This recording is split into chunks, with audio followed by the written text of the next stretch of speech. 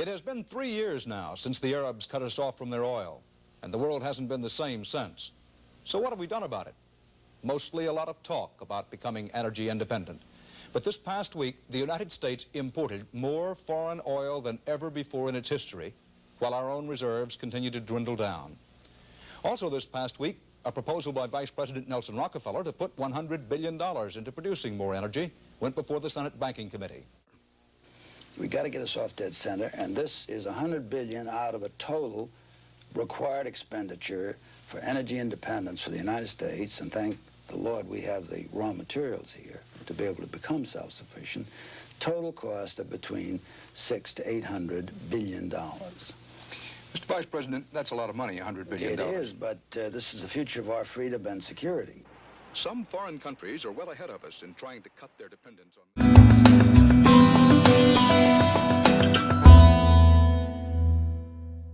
You think you're ahead of the game with methanol? I sure do, and I think that we're proving that. I think in the long term, it'll be a particularly good deal. It's good for the country in a lot of ways. There's no doubt in your mind, or in Ford's mind, that a thriving methanol industry would be good for America. We think it would be very good for America, yes, sir. Summing up, and please stop me if I'm overstating, there's nothing impractical about a methanol engine. It makes a good car. It's not a polluter. The economics of it for the manufacturer and the fuel makers and the consumer look good. That's correct. It would free us possibly from dependence on foreign oil. It would give a lot of jobs in this country. Why aren't we moving ahead fast? Well, it's a bit of a chicken and egg dilemma in the country right now. There is no methanol fuel supply because there are no cars that are equipped to use it. And there are no cars that are equipped to use it, even though it has many advantages, because there's no methanol fuel.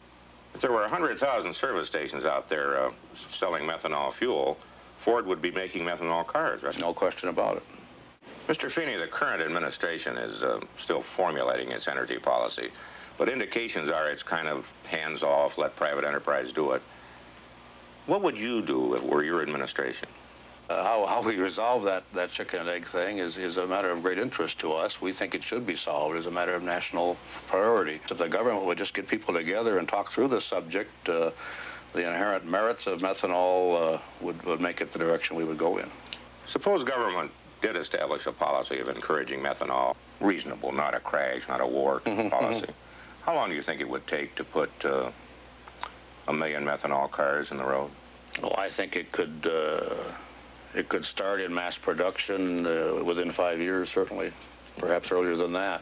And with a hands-off policy, how long? Longer than 5 years? It's hard to predict. Could be a long time. Since we began our story, we've learned that there are a few other small businesses like Chuck Stone's trying to get the fledgling methanol industry off the ground. The big boys, however, still seem to be mostly cheering from the sidelines. And where does the government stand in all this? Just about where it stood 5.5 years ago when we did our first story on methanol.